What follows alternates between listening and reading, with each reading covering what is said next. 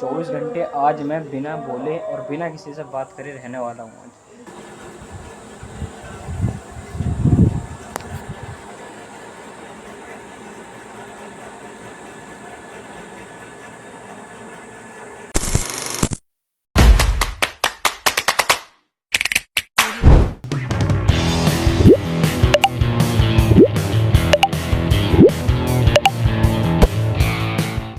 Hello guys, welcome to उत्तम दक्ष blog.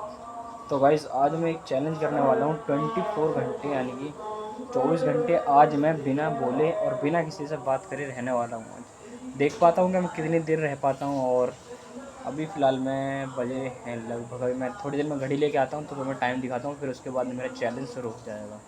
तो अभी मैं गाड़ी लेके आता हूँ। मैं तुम्हें बता देना चाहता हूँ कि जो ये पीछे साउंड आ रहा है वो मंदिर में कुछ प्रोग्राम है, तो उसकी वजह से हो रहा है सब।